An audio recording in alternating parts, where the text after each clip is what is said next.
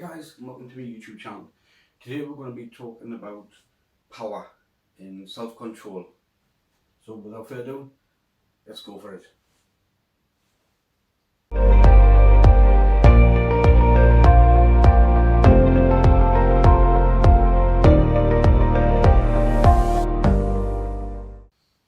Hi guys, so like I said in the intro, I want to talk about explain about power and controlling and knowing your own strength. The first video was about distance, then we went on to peripheral view and personal space. Next, you've got to know how much power you put into each technique. So you know how hard you're going to hit that person. It's very important this, because it's not about how hard you hit them, it's about how hard they fall. And this way you got to think about it, because it can end up turning on you, and you could end up, I've seen a lot of people, and I've witnessed this story where somebody's punched something and it's the way they fell, banging their head on the floor, whether it's concrete, marble, wood. So you have to be very careful how you're hitting somebody, of how they're going to fall. So it's like the old saying, an eye for an eye. If he's just coming forward, if he's been aggressive, yeah, you would just push him away.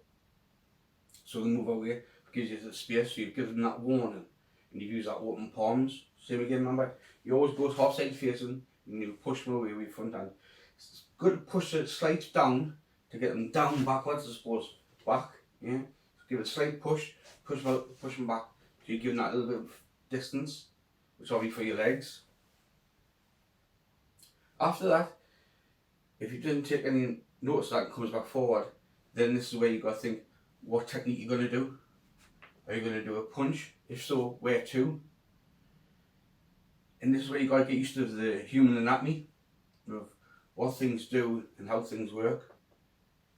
So, do I punch them in the nose? If so, how hard do I hit them?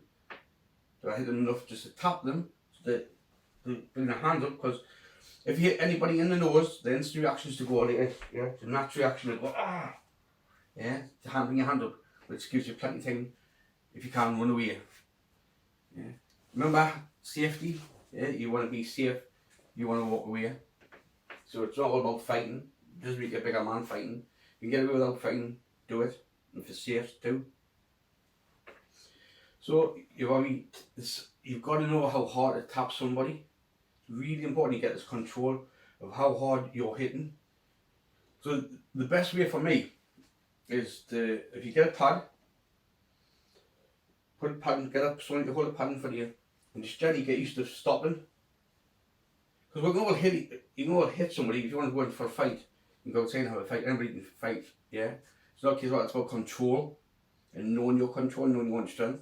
It's about getting used to stopping before the target, to try and get as close as you can. So you still got that distance, you've still got a strength, yeah. So you get used to stopping. So the closer, then as you get used to it, just get closer. So once you get used to going closer, it's good, yeah. And see if we can make sure you use both hands. That's really important. Get used to controlling both hands. Because sometimes you might be able to go this way, you have to go this way, or vice versa. Once you get used to using the pad, for me, it's good that you practice the technique with a partner. Because the pads, you've got to think how your brain works, and how it processes things. If I want to hit a pad and hit it hard, or tap it, or go through it, there's different strengths or different speeds to put into it to give you that more power, depending on the outcome of what you want to do. So this is where breaking comes into it, your technique, your technical content of everything fitting like a jigsaw. So the best way is get somebody standing for you and get used to stopping. Yeah, you're right next to them. Then once you get used and you get your confidence up of getting nice long, getting the distance right, yeah, getting the hands going. So you need to go straight. Really important, the elbows in and you're going straight. You're not bringing that elbow up and down like this or cross. It has to go straight. Yeah, whether it's palm. Yeah. Remember, you can't break your palm. palm's really solid, like your ball of foot. So it's very solid. Yeah, you can do some damage, a lot of damage with your palm, especially for women. Yeah. So once you get used to going near your partner, then you want to get used to touching them, tapping them. Just nice and gentle, like tap on the nose. Yeah. So for me, this is really important because you've got to get used to the touching somebody. So, yeah, the feel of what it feels like. And that how far you have to be, because it's not good getting used to just hitting the pad or stopping close to somebody, because once you get in a fight you'll get used to stopping.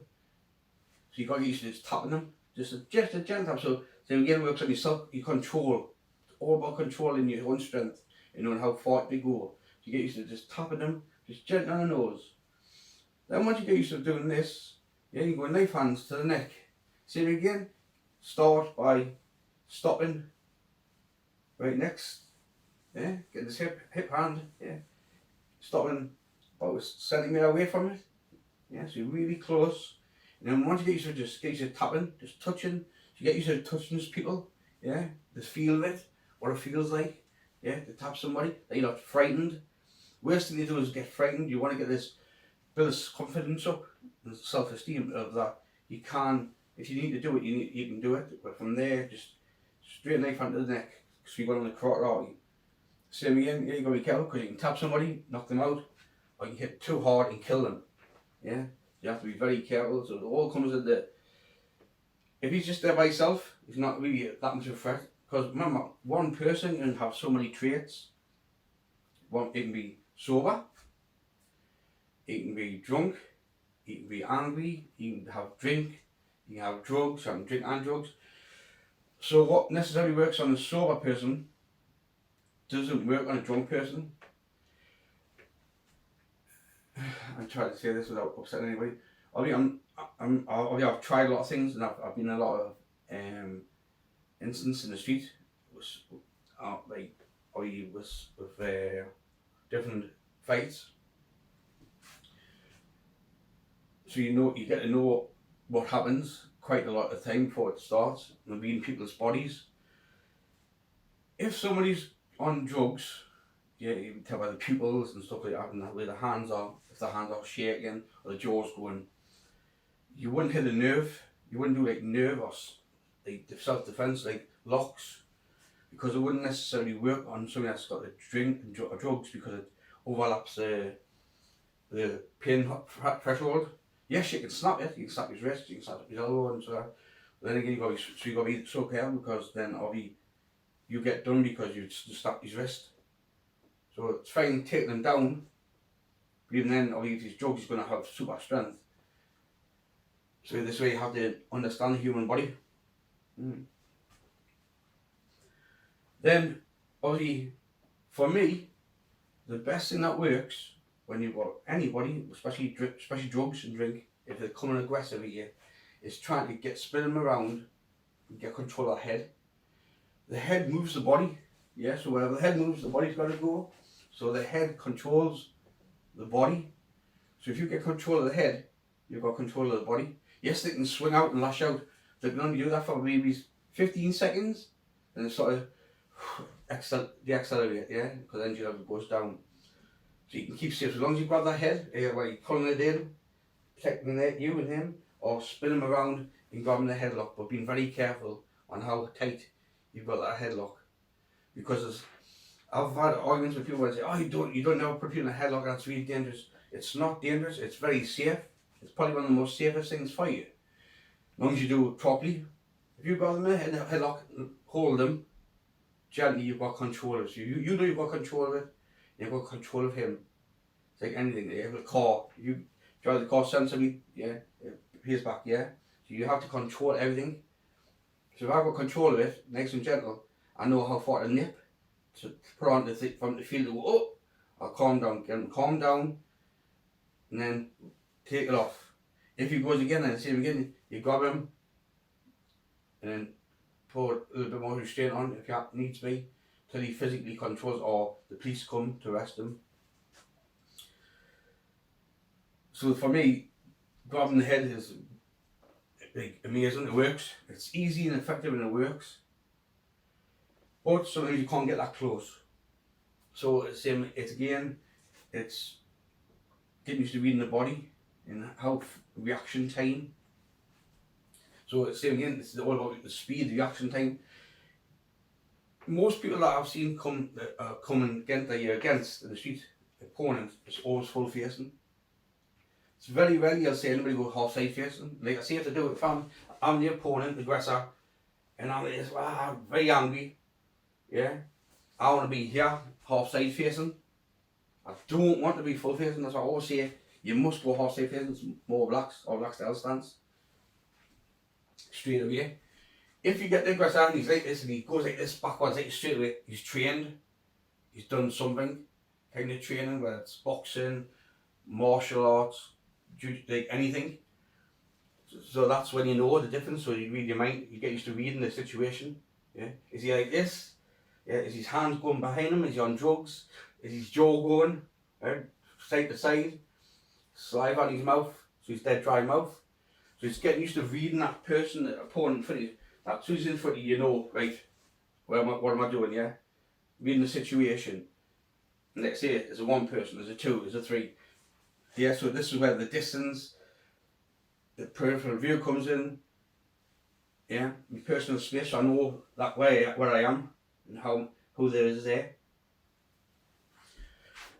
There's loads I can go into it, but we'll just stick to one-on-one at the moment.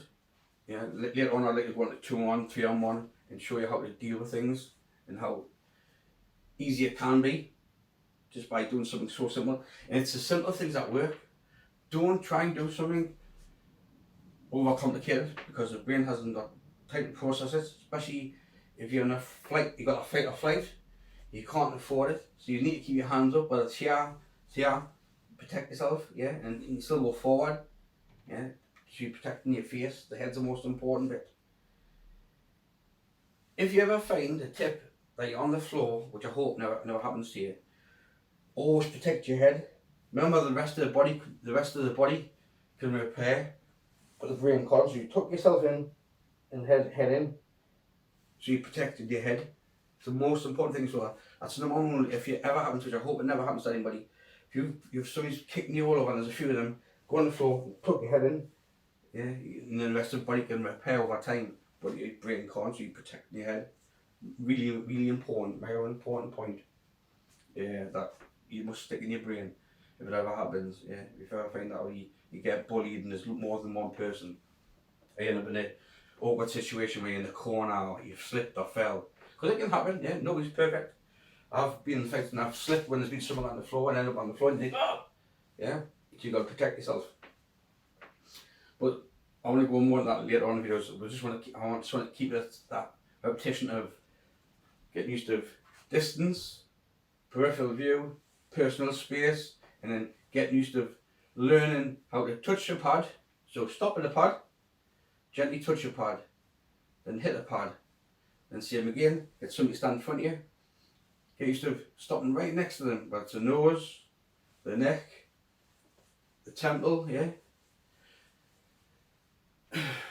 I got wrong in my grading. I went for my 7th degree in December and I failed. It was hard, really hard. It was a hard grading, very hard grading. I gave it my all, I gave it my best on the day and that's all I could, but obviously it wasn't good enough. So, when I'd done one step, it was with no reaction, it was no hook, cue call, it was just straight into it. And I got asked at the table when I was with the Grandmaster, one of the Grandmasters turned around and said that obviously I didn't have a reaction hand in the one step. As long as I block, for me, if I'm here, as long as I've blocked that attack or I've countered straight away, sometimes you haven't got time to think about the reaction hand, that's enough to hurt somebody. As long as I know if I hit them that hard, it's going to drop them. If I hit them that hard, yeah, by the front hand, or if I have to come reverse, yeah, maybe it's reaction hand. But I haven't got time to be remembering which hand is on and over sometimes when somebody's coming at you straight away. Yeah, in a real situation, you haven't got time to do that sometimes. Yes, in one step, yeah, so one person there, up, one, and then two. Yes, I can do reaction hand, But if somebody's coming real fast in front of us, whoa, yeah, my reaction is to block that attack coming in. Yeah.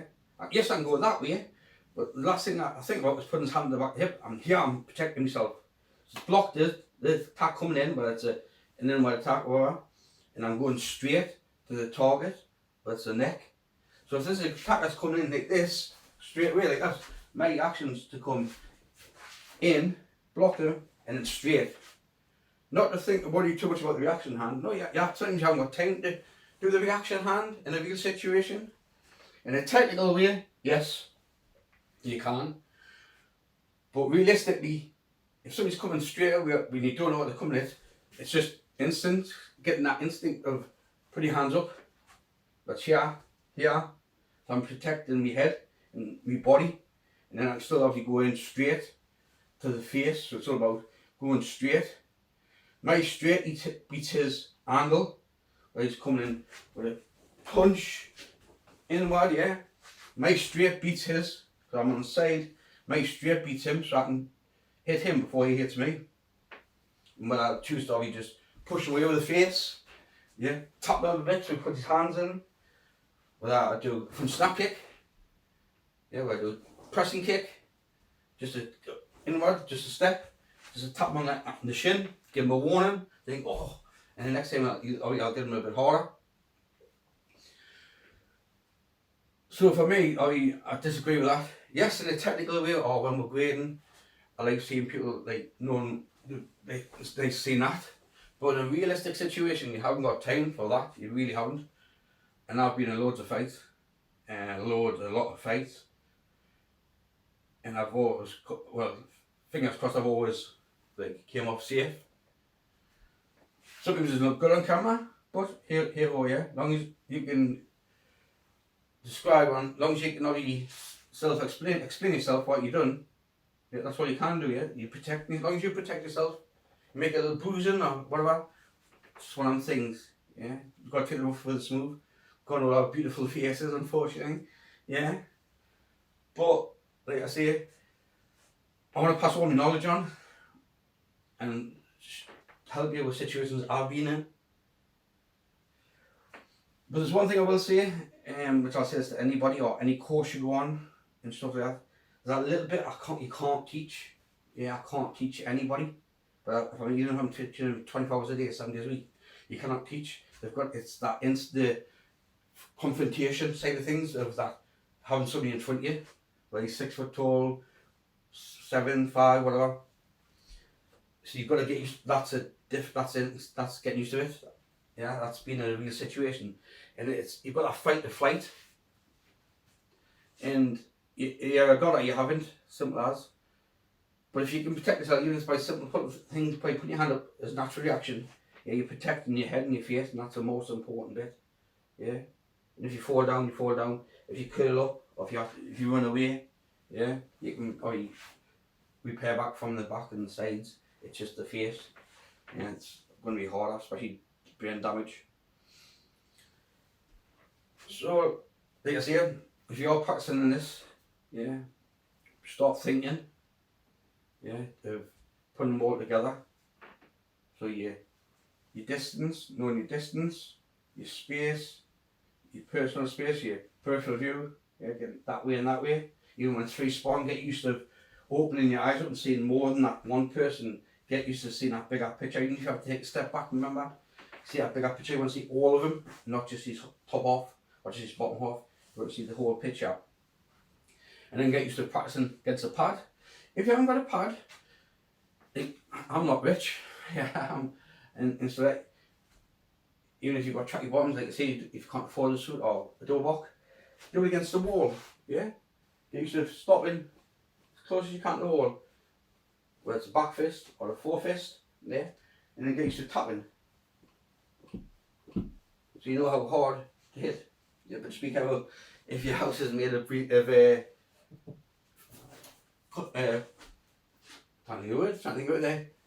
board, yeah, behind the brick, because you might smash. I don't want you putting holes in your parents or your house, yeah. So you got to be careful. Is it plaster board? That's right word. If it's plaster board or brick, yeah. Even if you go outside or build a post or tree, whatever, use anything. Use your imagination and just get used to stopping beside it so you get that control and get used to tapping it. And as you, what's the good stuff is called surgical spirit. Just put surgical spirit on your hands and it toughens the skin up and stops it from cutting, so it goes harder. Yeah, and it helps you with your press on your knuckles to build the calcium up. So you've got conditioning your tools, what's your fingertip, yeah. This way, forearms, condition yourself, so you toughen yourself up. Just in case, it's always best to have that either, and I need that habit, so do this a couple of times a day, yeah. Fingertips, punching, yeah. Knife hand, reverse knife hand, yeah. So you're doing both hands, so you're toughening them up. So you can just get used to fingertips and then just touching, yeah, touching a brick or wood or tree, and then that gets you used to obviously how hard you know how hard to hit somebody. And then if you've got a class in your dojo and you've got a chance of having a breaking board frame, practice on your breaking board frame. That's where your technical content comes in. Practice breaking one board, so you know what it feels like to break one board. Then when you get your confidence one board, gradually go on to two. I've only ever done it twice with 3 boards in one with 4 boards where I've punched it and the back one's broken. I've never had it on camera, and that's a juddering effect. That way you got a twist. That judder thrown breaks the back, so it causes hemorrhage. But I've never had a chance to get it on camera each time, and it just gets used to it. You know how hard it hit and what damage it causes, so you've got to think the outcome. If that's a board, what would it do to the person? Yeah, the bone structure, what's weak, what's a joint, what's bone, what's muscle, what's fat. So you know how hard you have to hit to get past that fat, to get the vital spot, or cut through, or to break, to hit. So I hope I've had enough today on today's video. I want to try and do more videos. It's just my mental health hasn't been very good lately, and I need to really start building my confidence back up again and get me love and joy for Taekwondo, because I've lost it a lot on the path. I've lost it a bit, and lost my way a bit. With me pain and pulling this down, and I need to be more positive, and by me helping you takes me mind off the pain, and I love helping people.